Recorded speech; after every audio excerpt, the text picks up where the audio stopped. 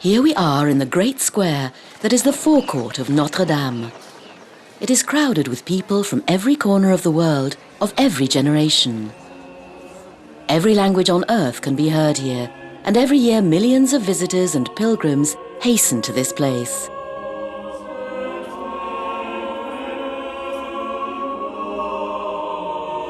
This is the heart of the Ile de la Cité, the heart of contemporary Paris.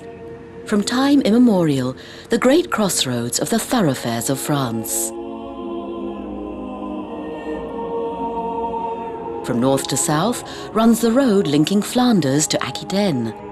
From east to west, the inland France of the Champagne and Burgundy regions moves towards the seascape of Normandy.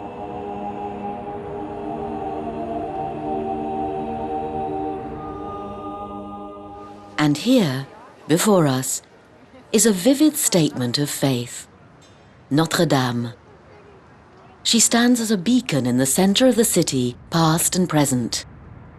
Her fame is not exaggerated. This is one of the masterpieces of Gothic architecture. But this cathedral is more than an historical monument. It is, above all, the house of the Lord and the dwelling place of man. Like millions of pilgrims and the faithful from throughout the world, let us pass through her doors.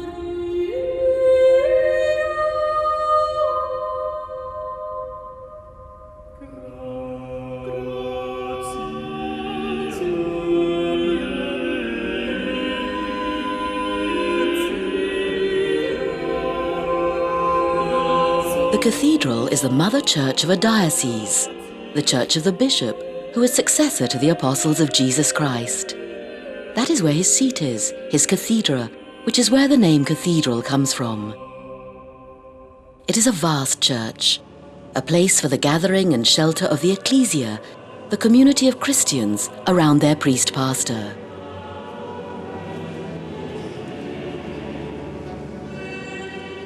The current archbishop is André Cardinal 23. The first bishop of Paris was Saint-Denis, and Cardinal 23 is the 140th. This is where we find the high altar, where the bishop celebrates the Eucharist, the central mystery of Christian life, the remembrance of the death and resurrection of Christ. It's also a meeting place for the faithful to assemble. As the place where the Word of God is passed on, any cathedral, past or present, is a locus of the teaching of religion and doctrine to enrich the faith of baptized Christians. Now, as in the past, the west front, in the center of which is the statue of the Virgin presenting her Son to the city, stands to proclaim the fundamental message, the mystery of the Incarnation, the mystery of God who made man to save mankind.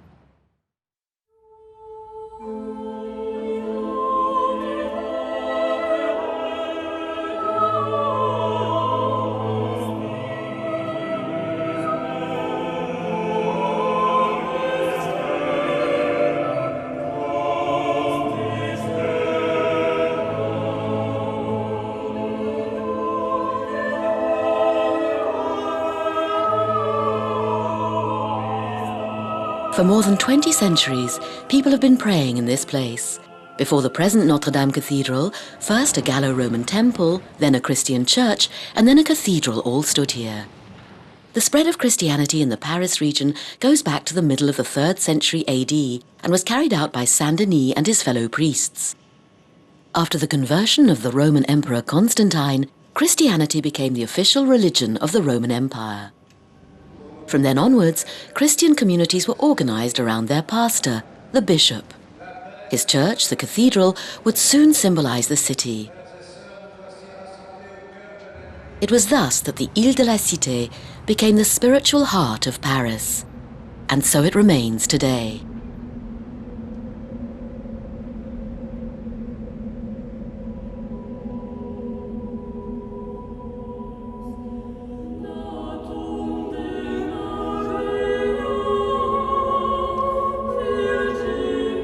On the surface of the forecourt square, we can see the paving stones that show where the first cathedral was situated at the end of the 4th century AD. This was a basilica of St. Stephen, a building of exceptionally large dimensions that made it one of the biggest churches in Christendom at the time.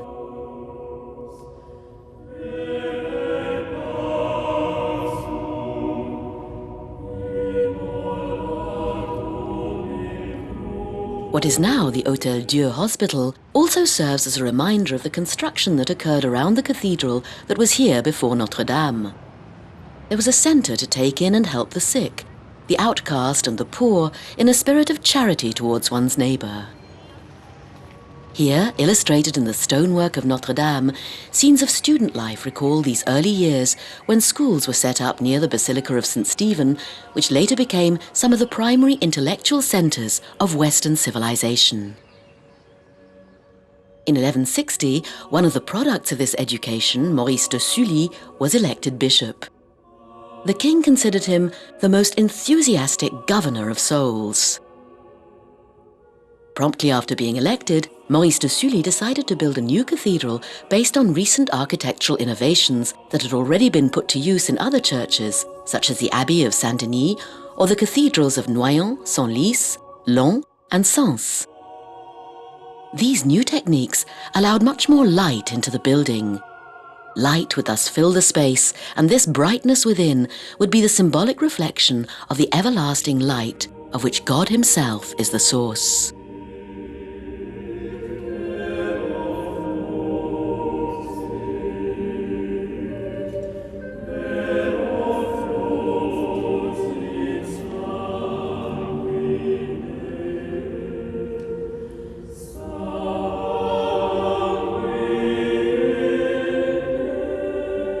Between the 11th and the 13th centuries, a wave of design started from Paris and covered the Kingdom of France, with cathedrals built using the new architectural methods of Gothic art. This Gothic fervour went on to influence the rest of Europe, including England, Germany, Bohemia, Spain, Poland and Sweden. The Gothic style of architecture offers a solution to the problem of weight bearing down on the barrel vault. The solution consists first of the use of rib vaults, then of flying buttresses. The ribs are sustaining arches that support the weight of the vault and distribute it to the columns that uphold it. Among 4 columns, 2 barrel arches cross at a diagonal and thus open up the space. At Notre-Dame, the rib vaults are reinforced by an additional barrel, with a rib in the middle that divides the vault into 6 sections. This is called a sexpartite vault and is characteristic of Notre-Dame.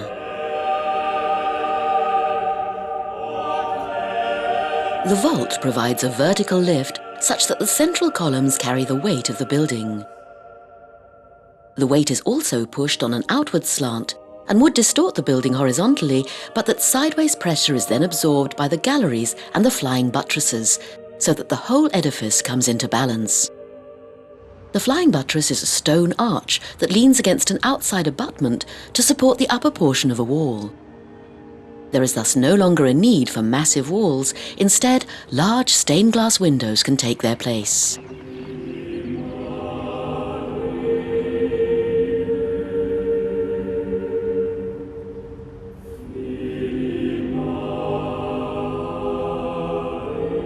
These new forms of Gothic art make it possible to reveal the spiritual sense that Maurice de Sully wanted to give to his cathedral. It will become an image of the city of God, the heavenly Jerusalem. I am the light of the world. He that followeth me shall have the light of life.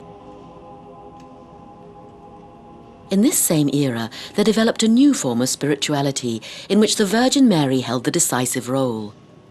Thus it was that, like many other cathedrals in France, the new cathedral in Paris would be dedicated to the Virgin and be named Our Lady of Paris, Notre-Dame de Paris.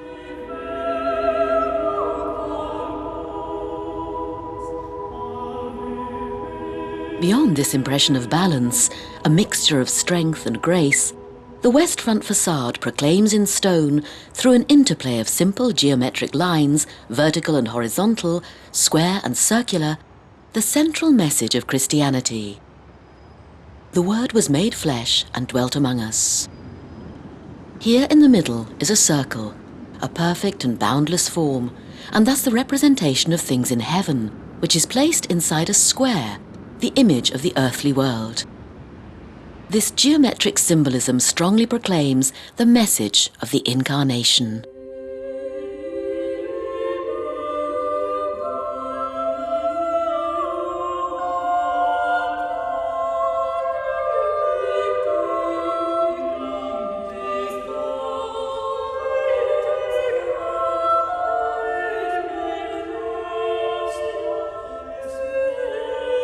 Tradition has it that the first stone of the new cathedral was laid by Pope Alexander III in 1163.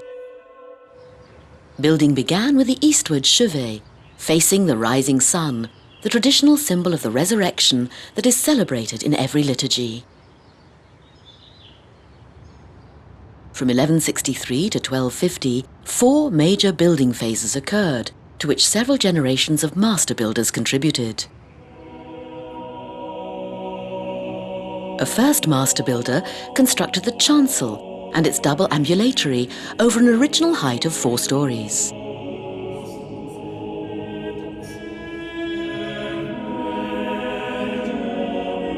Then the first 3 bays of the nave were built, as well as the side aisles and the galleries above them.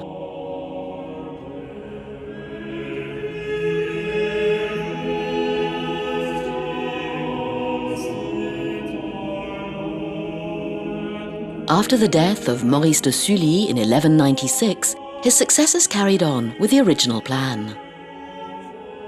The last 2 bays of the nave were completed and the facade was erected with its great portals, gallery of kings, the great rose window and the archways above it, and the 2 towers.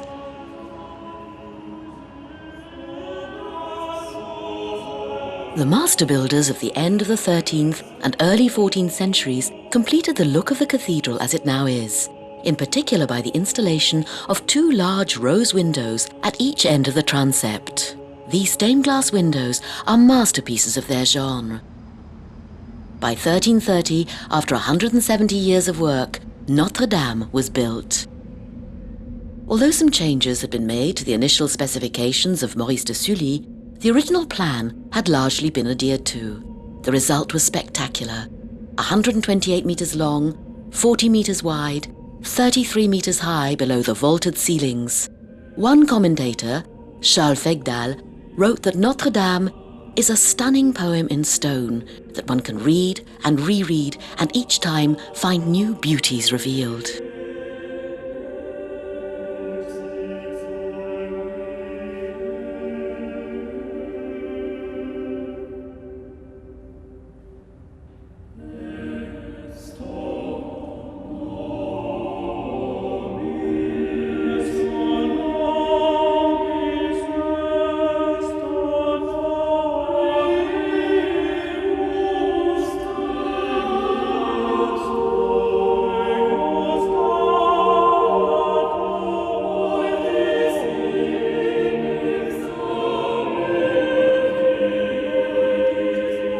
So in this golden age of Christianity in the middle of the 13th century in the West, a traveller emerging from the narrow streets onto the forecourt would find, just like today, the impressive spectacle of the great portals of the facade of Notre-Dame. The south portal, known as the Portal of St. Anne, the Portal of the Last Judgement in the centre, and the Portal of the Virgin, the north portal. Each of the portals contains 2 wooden door panels decorated with marvellously crafted ironwork, some of which dates to the 13th century. The 2 doors are divided by a sculpted pier, known in French Gothic architecture as a trumeau. Above the doors and the trumeau there are 2 horizontal lintels, and atop them a triangle culminating in a cut-off arch, the tympanum.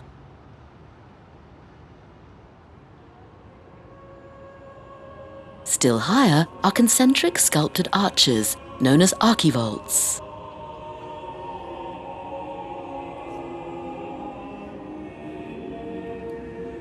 On these portals is recounted the whole life of Mary, from her youth, her marriage to Joseph and the birth of Jesus, right up to the last moments of her earthly life, her entry into glory and her crowning in heaven.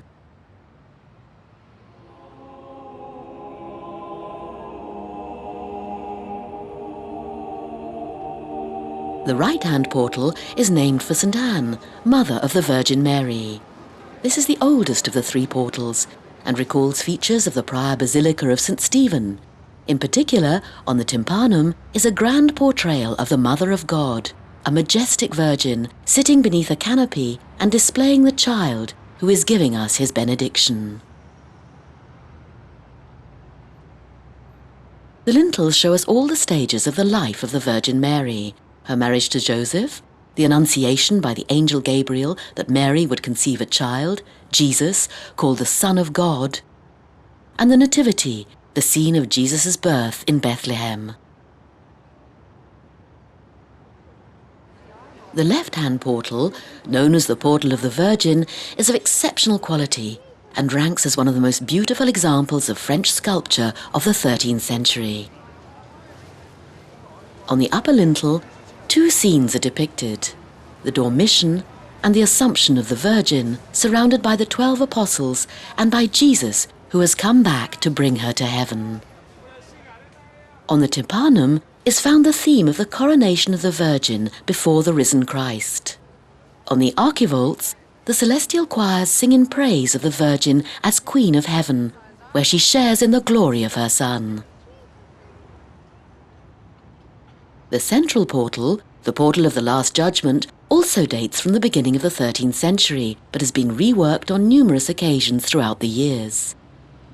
Christ displays the wounds of his suffering and reminds us that he came to save humankind through love. On either side, two angels respectively hold the instruments of his passion: the cross, spear and nails, while the Virgin and St. John, the two great witnesses of Calvary, pray in intercession for all humankind.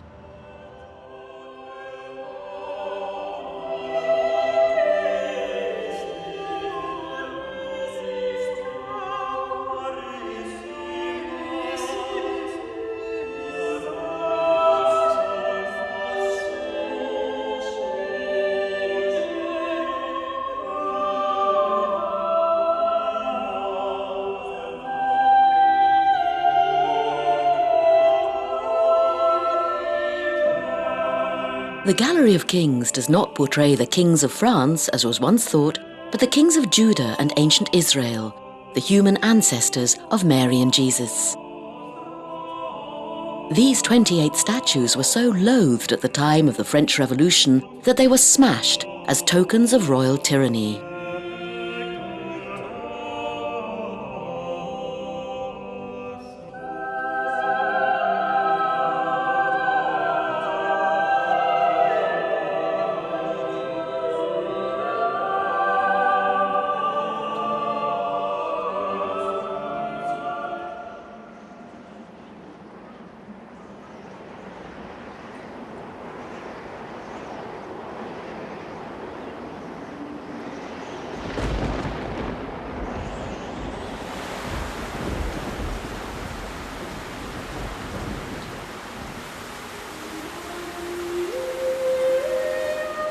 Periodic work was done on Notre-Dame over the years, and in the 19th century a major restoration project took place. The cathedral was in a dreadful state of disrepair when Eugène Viollet-le-Duc undertook to restore it. Since the 18th century, the Middle Ages had been scorned, and the destructive actions of the French Revolution had worsened the deterioration of Notre-Dame.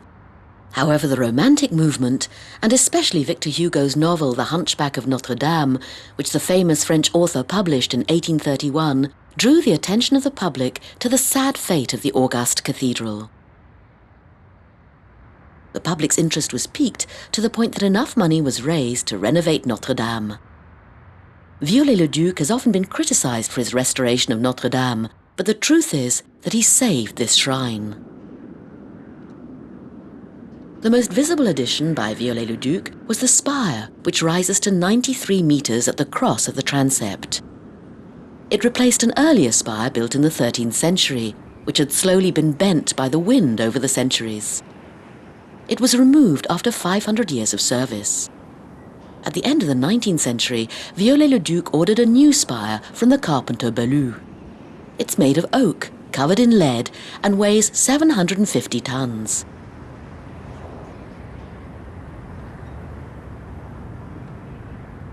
the spire is watched over by statues of the 12 apostles in hammered copper.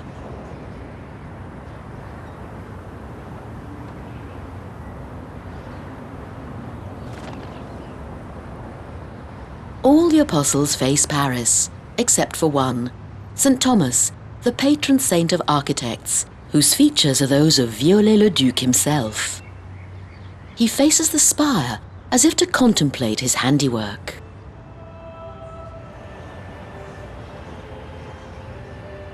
Viollet-le-Duc had already left his imprint on the restoration of the Gallery of Kings, where he portrayed himself on the 8th statue.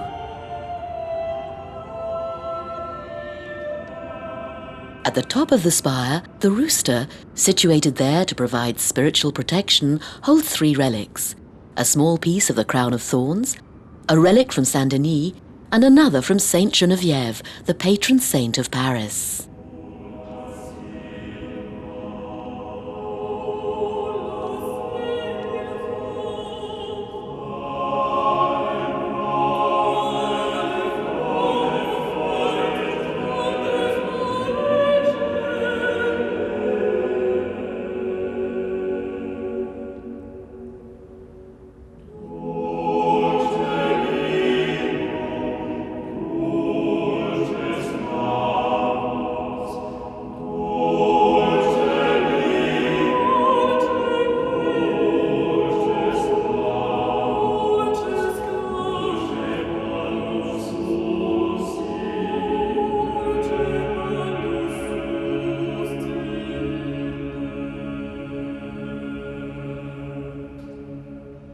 The windows of Notre-Dame have always been of outstanding magnificence and astonished all the travellers who have entered its walls.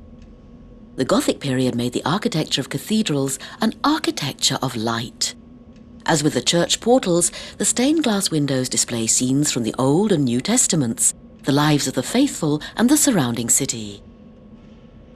From a technical standpoint, a mixture consisting of 2/3 of ashes of beechwood and fern and 1/3 of sand is brought to a molten state. The resulting paste is shaped and blown. The thickness of the glass varies between 3 and 6 millimeters.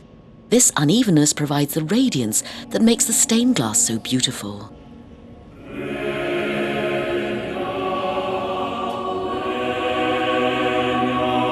The 3 great rose windows are some of Notre Dame's masterpieces. The oldest is the west rose window above the organ. It dates from 1220 and is the rose window of the ages of man. Around a Virgin and Child, medallions show virtues, sins, the seasons, the work of months and days.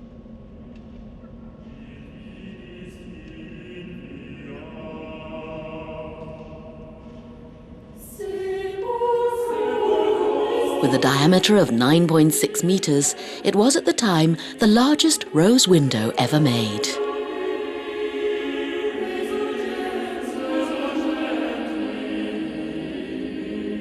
The 2 rose windows in the transept date from the reign of St. Louis, King of France, and were made between 1250 and 1270.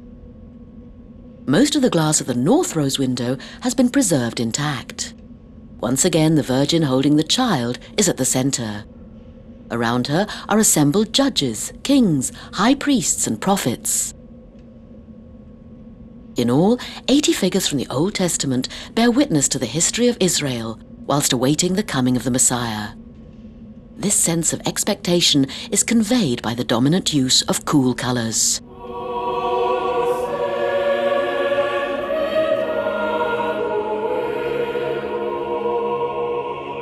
In contrast to the north rose window, the south rose window was substantially changed in the 18th and 19th centuries. Installed in 1260, it's built around the symbolism of the number 12, the number of the world accomplished. Into the created world, depicted by the number 4, comes the triune God as a 3. This rose window shows the ages of the Church. Apostles, martyrs, confessors, and virgins surround Christ in majesty.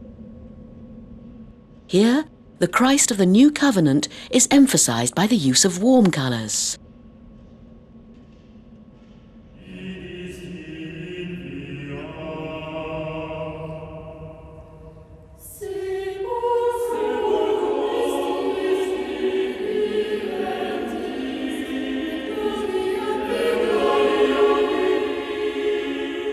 Each rose window has a diameter of 13 meters, and adding in the size of the straight windows of the bay below, they measure 18 meters, which make them among the largest of their kind in the world.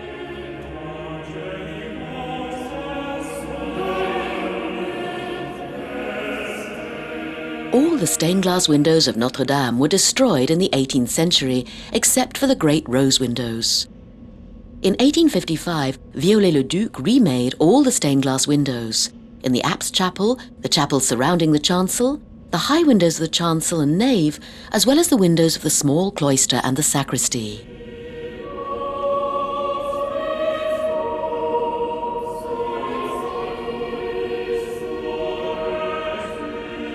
For the 800th anniversary of the cathedral in 1964, new windows by the master glassworker Jacques Le Chevalier were made and installed in the high windows of the nave. These windows display no figures and use colours close to those of the transept rose windows.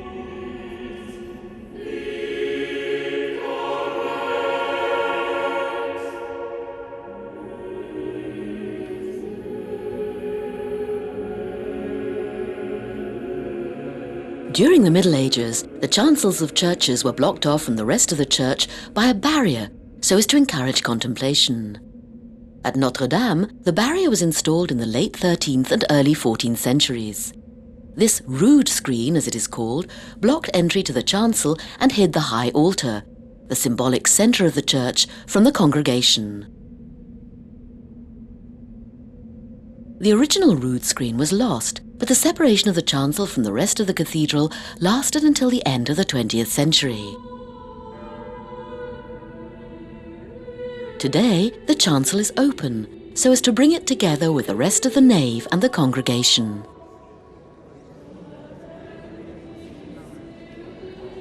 Only a small portion of the 13th century barrier remains around the chancel.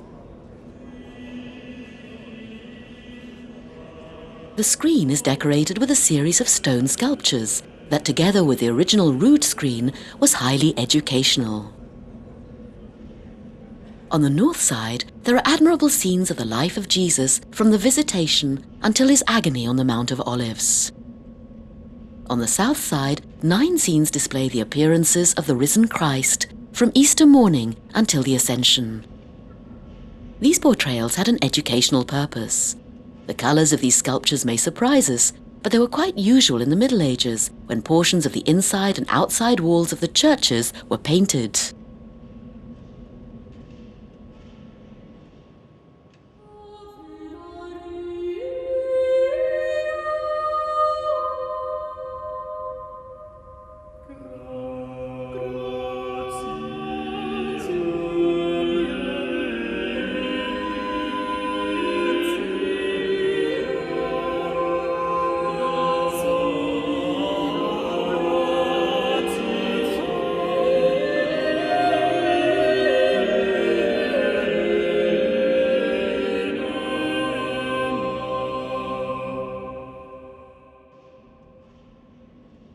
Over time, the side chapels, as well as the ambulatory chapels, were increasingly decorated with altar shelves, known as retables, paintings, statues, and metalworks.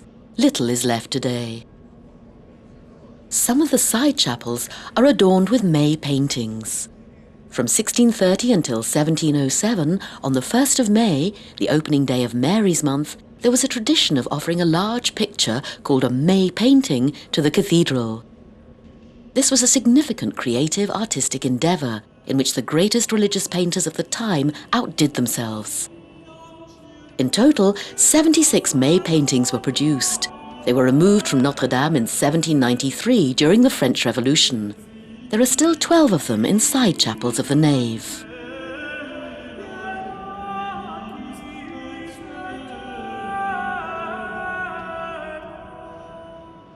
On February the 10th, 1638, King Louis XIII dedicated the Kingdom of France to the Virgin Mary in thanksgiving. This is what has come to be called the Vow of Louis XIII. In remembrance of this act of consecration, he requested that for each solemnity of the Assumption on August the 15th, the day when the Church celebrates Mary's ascension to heaven, a great procession should be organized at the end of the office of Vespers. This procession is still today at the heart of the celebrations that the cathedral conducts to commemorate the 15th of August, with a river pilgrimage on the Seine, and which attracts the biggest congregation of the year. The silver statue of the Virgin and Child generates considerable ardor.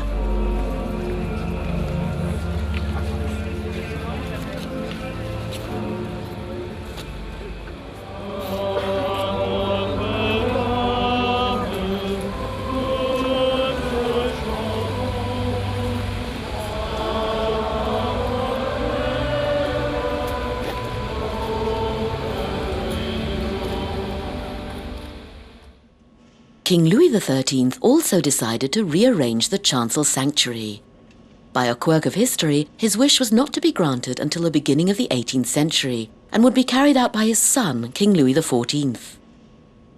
Two of the architects who had worked on the Château de Versailles installed a Baroque decor, most of which is still visible today. In the center is a Pietà, a statue of the Virgin Mary holding in her lap her dead son, which is the work of the sculptor Nicolas Coustou.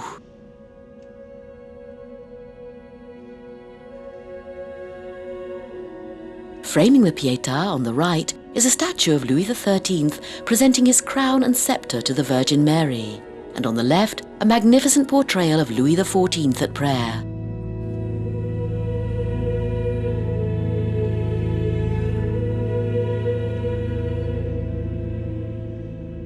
Around them, 6 angels in bronze bear the instruments of the Passion of the Christ: the crown of thorns, the nails, the sponge soaked in vinegar, the reed, the inscription INRI, and the spear.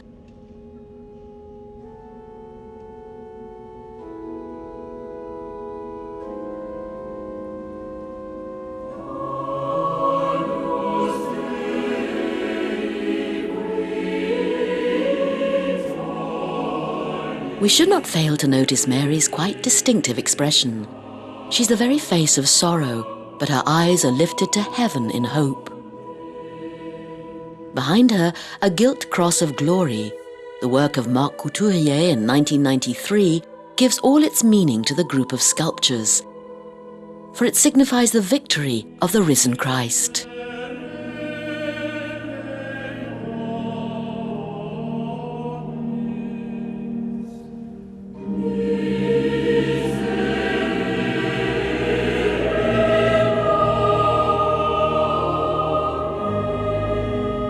This Baroque decor is rounded out by the cannon stalls, which are among the most splendid achievements of the latter reign of Louis XIV. The life of the Virgin Mary is depicted across the tall panels.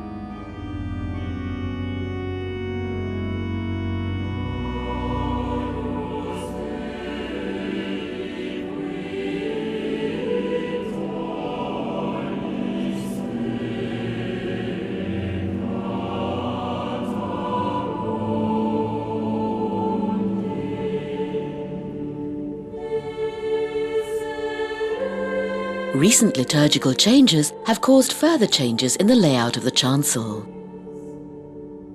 Thus, in 1989, Jean-Marie Cardinal Lustiger asked that a new high altar, designed by the sculptor Jean Touret, should be installed at the entry of the chancel.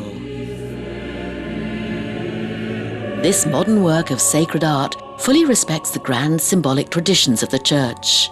The 4 evangelists, shown on the altar front which faces the nave, are surrounded by the depiction of the 4 greater prophets on the sides.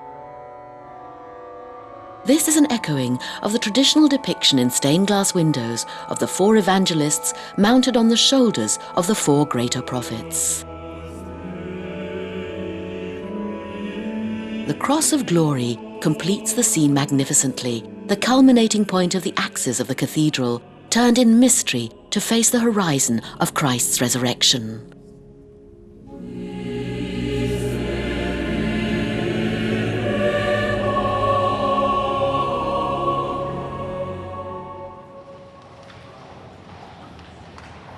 The choir is where celebrations of the liturgy and the great hours of the cathedral take place. The current Archbishop, Cardinal Vantrois, following in the tradition of Saint Marcel and all his other predecessors, continues to baptize adults on Easter Eve, to conduct confirmations and to consecrate bishops, ordain priests, and create deacons.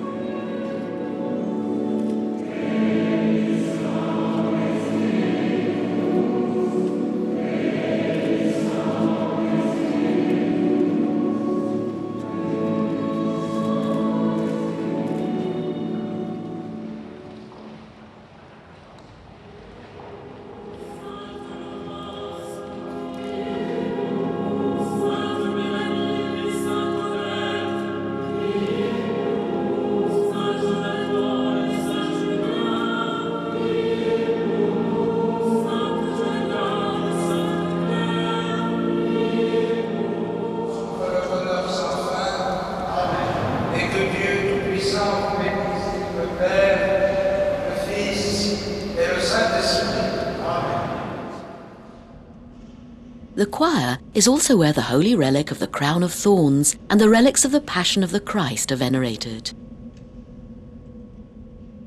Saint Louis, King of France, purchased the crown of thorns and brought it to the Kingdom of France in 1239.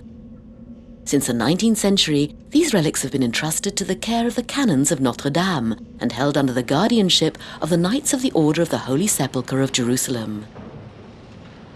The crown of thorns is displayed for the veneration of the faithful on the first Friday of each month, all Fridays in Lent, and on Good Friday.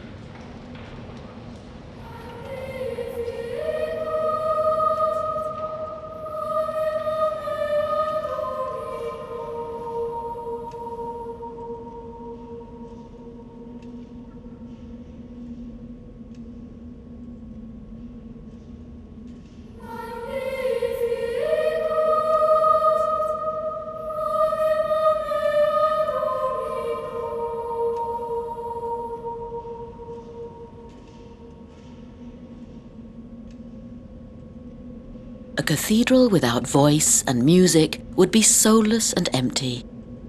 At the end of the 12th century, the new pointed arches rising high in the chancel of the church called for a new form of music as well. The masters and singers of the time perfected a bold new style of chant in which several voices sing on top of the other, known as Polyphonic Chant, which made the reputation of the School of Notre-Dame. Music has been an integral part of Notre-Dame since the beginning. This is the sacred place where human voices are raised to God in praise and supplication.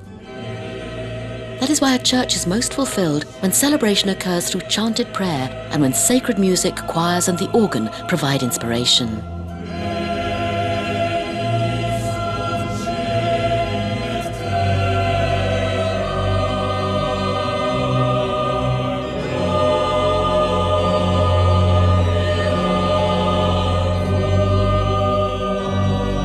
During the same period, the cathedral began using its first organ, a modest instrument that blended with the choir. The organ is a major feature of the liturgy and musical life of the cathedral.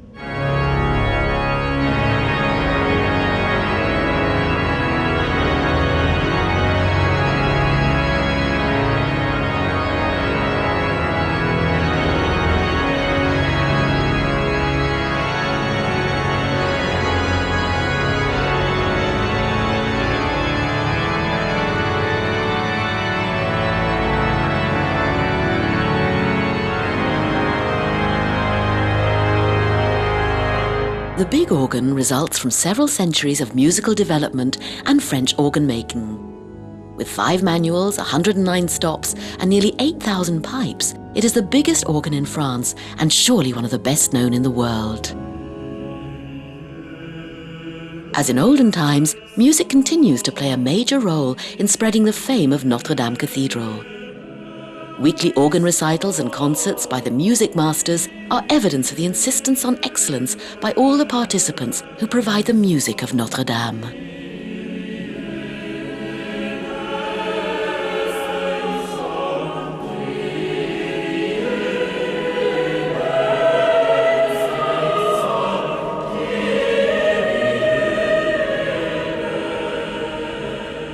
Above the vaults and under the roof lies the great wood-beamed framework of Notre-Dame. Made of oak, it is known to insiders as the Forest.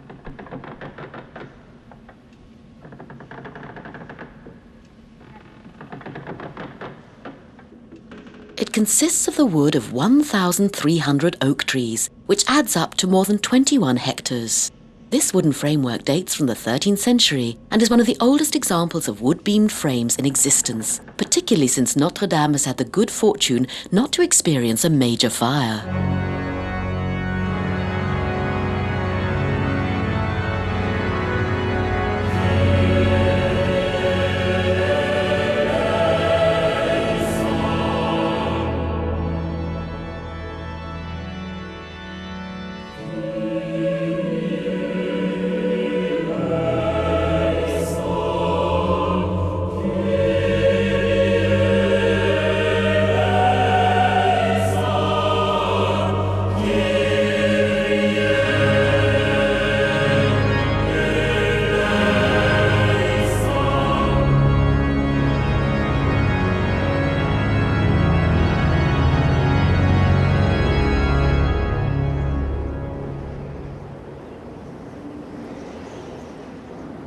Notre Dame's gargoyles are famous.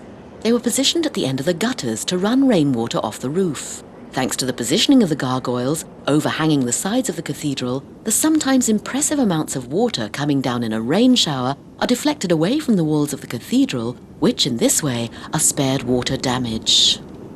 The gargoyles often take the form of fabulous animals that were included in the medieval bestiary. There was so much wear and tear on them over time that most of these gargoyles now date from the restorations of the 19th century.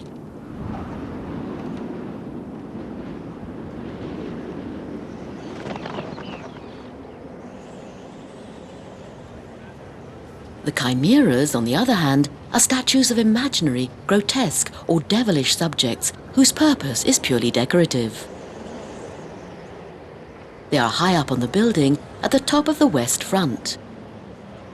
All the sides of the upper railing are a resting place or perch for these fairy tale demons, monsters, and birds. It's the Chimera Gallery. These features weren't there in the Middle Ages. Viollet-le-Duc drew them from his imagination and designed them himself, in keeping with the medieval spirit.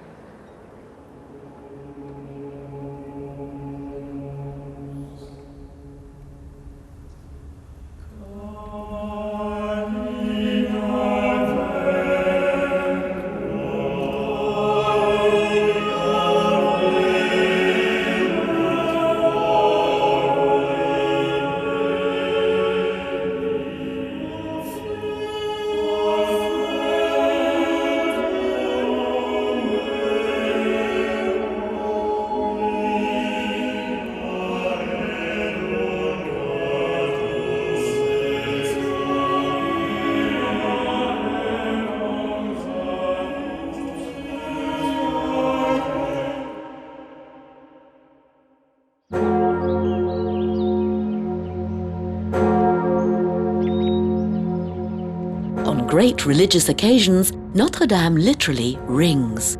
The two towers of the cathedral are bell towers. From the 13th century onwards, there were bells in the north tower, as many as 8. Like all other church bells, they were melted down during the French Revolution in 1792. The bells that are there today were cast in 1856, with bronze from cannons captured at the Battle of Sebastopol.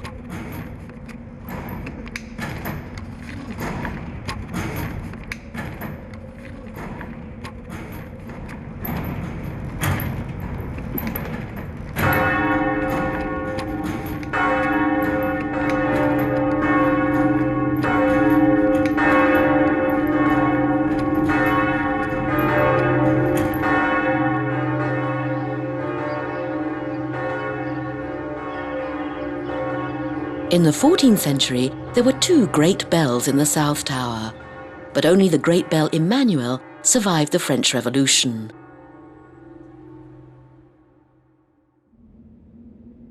Emmanuel weighs 13 tons and her clapper weighs 500 kilos. In olden times, 8 ringers were needed to ring her in teams of 2 at a time. She chimes in F sharp, and experts view her as one of the best in Europe.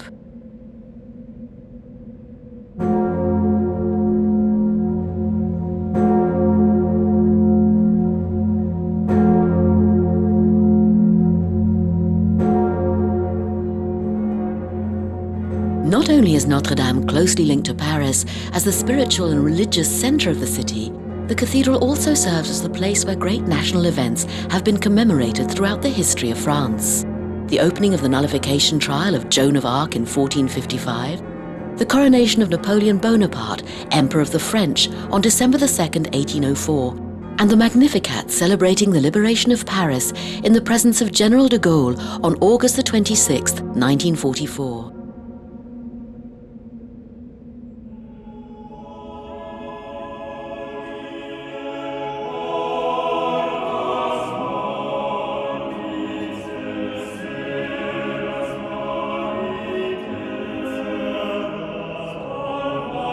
So, this is the Cathedral of Notre-Dame de Paris, dedicated entirely to Our Lady of Paris, the Virgin Mary, who is portrayed 40 times in the church.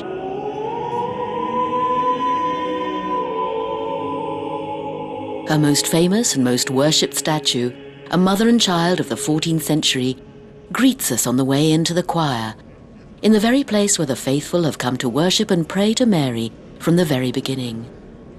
It was here, at the foot of this statue, during the singing of the Magnificat on Christmas Day 1886, that the poet Paul Claudel converted to Christianity, saying, "In an instant, my heart was touched and I believed."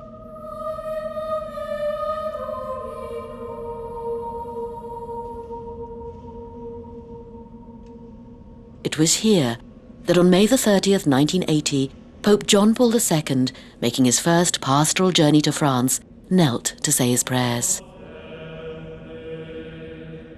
It was here that on September 12th, 2008, Pope Benedict XVI conducted the office of the Vespers of the Holy Name of Mary. And it is here, every evening, that the clergy and the congregation finish the celebration of the Mass by singing a hymn in honor of the Virgin.